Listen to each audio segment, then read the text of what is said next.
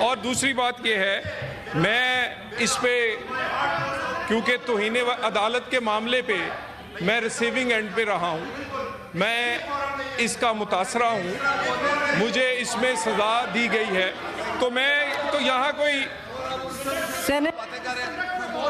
آپ کے فاضل ممبر بول رہے ہیں، آپ لوگ اپنے ہاؤس کا توقیر نہیں، آپ خانزادہ صاحب آپ اپنے آپ کو ہلکان نہ کریں، آپ کو موقع بعد میں ملے گا، پلیز حوصلہ کریں، بات کریں. میں تو کرنا شروع کرتا ہوں، پھر آپ ان سے بات. دیکھیں گزارش یہ ہے کہ میں کوئی یہاں تقریر نہیں بلکہ اپنی آپ بیتی سنانا چاہتا ہوں کہ کس طرح پاکستان میں پولیٹیکل ورکرز کے ساتھ سلیکٹو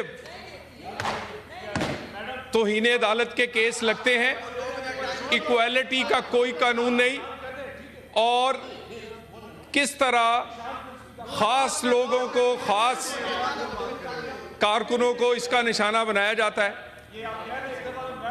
پاناما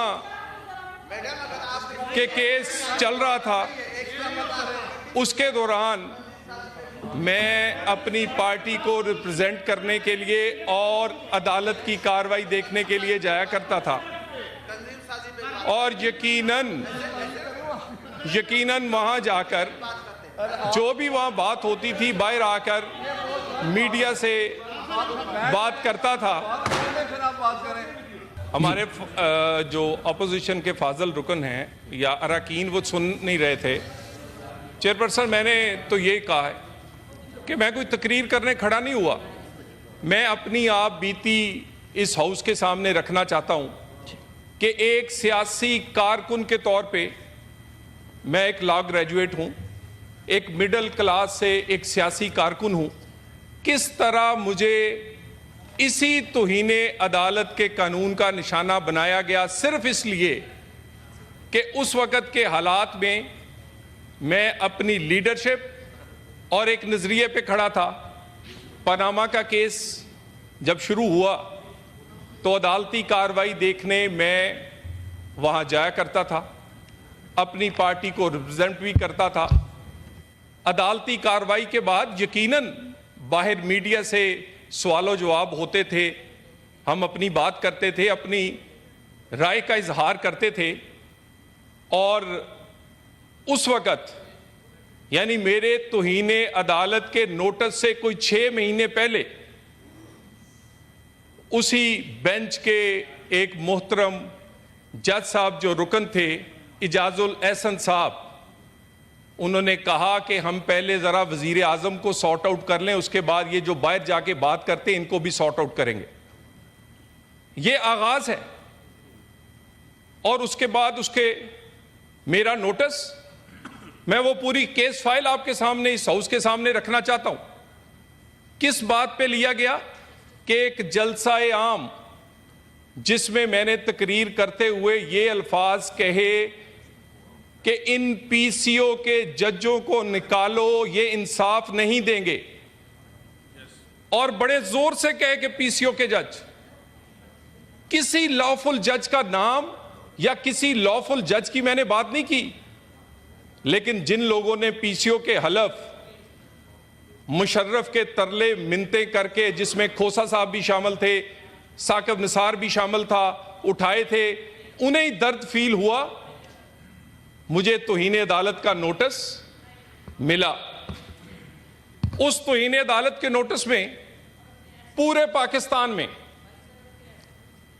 کوئی وکیل جو بڑے بڑے نام ہیں، آج وہ جج ہیں، میرا وکیل بننے کو کوئی تیار نہیں تھا. کہ اس لیے کہتے تھے کہ کیس تو بالکل اس میں کچھ نہیں ہے، توہین عدالت تو بنتی نہیں ہے، لیکن ہم عدالت کو ناراض نہیں کر سکتے کیونکہ ان کا موڈ خراب ہے آپ کے بارے میں.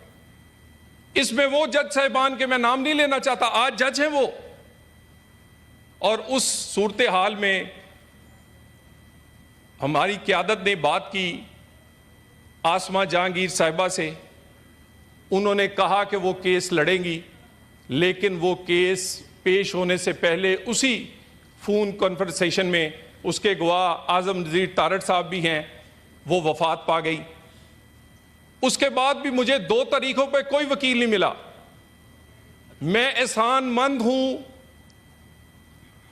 یہ ہمارے ہاؤس کے ممبر بھی ہیں کامران مرتضیٰ صاحب, پورے پاکستان میں مجھے کوئی وکیل نہیں ملا, تو انہوں نے کہا چلو میں تمہارے ساتھ کھڑا ہوتا ہوں. جناب والا, آپ یہ دیکھ لیں کہ میرے جیسے کے لیے کوئی معافی نہیں تھی.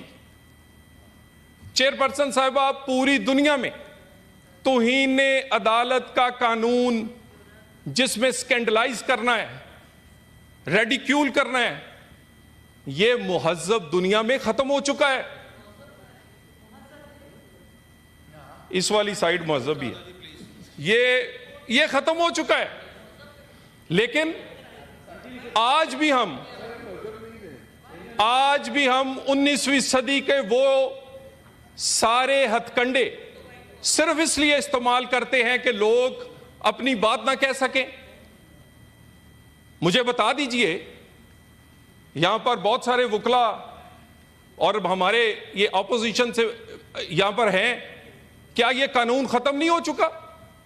کس مہذب دنیا میں سکینڈلائز کرنے کا عدالت کو آج بھی توہین عدالت سے اراکین اسمبلی نہیں, کسی عام آدمی کو بھی وہ نوٹس نہیں کرتے, اور یہاں پر چن چن کر نوٹس کر دیا جاتا ہے.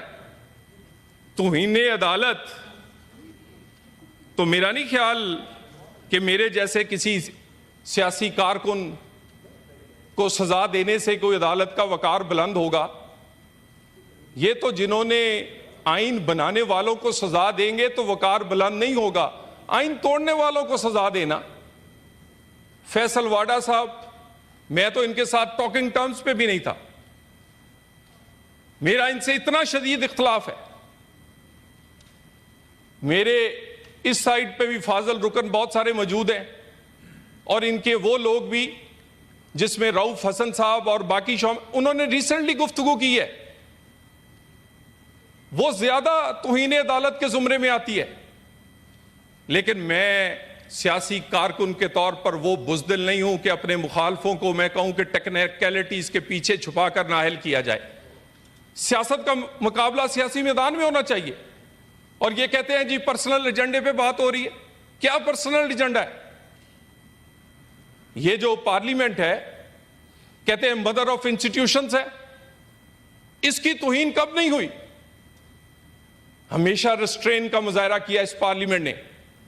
اس کا وزیر اعظم کو لٹکا دیا جائے, اس کے وزیر اعظم کو اتنی جلدی کسی میونسپل کمیٹی کے کلرک کو نہیں نکالا جاتا جس طرح ہمارے وزیر اعظم کو تاحیات نااہل کر دیا جاتا ہے.